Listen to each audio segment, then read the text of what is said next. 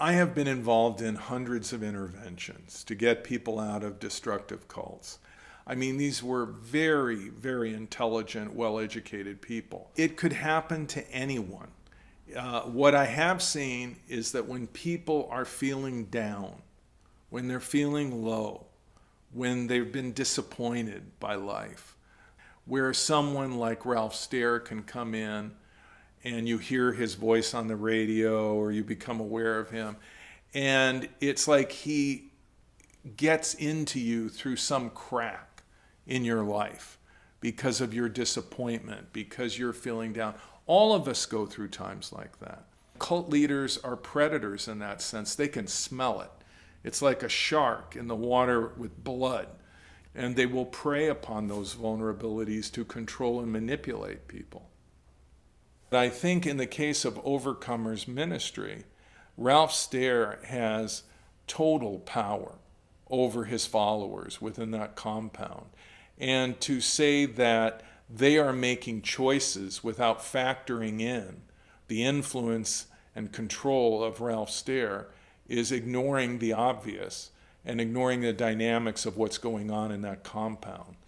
So whether it's Craig Mack, whether it's any follower in that compound, they are under the influence of Ralph Stair, and so they're not really navigating independently. They are very much relying on Ralph Stair to make value judgments for them and to tell them how to treat their children, what is best for their children, and so on. So I can understand children that have left that were hurt being angry at Ralph Stair, but I would not be angry at the parent taking into consideration the influence and control of Ralph Stair. They're not able to separate out those two, that is, Stair and God. To them, when Stair speaks, it's God speaking. Now, if God wants to have sex with you, you're going to cooperate. And so I think that the idea that it's consensual is not really on point.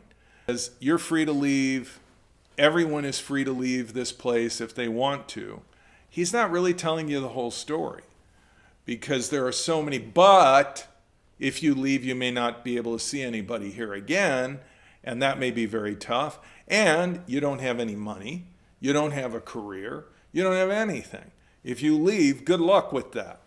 You know, here, at least you have a roof over your head and food. But if you leave, who's going to take care of you?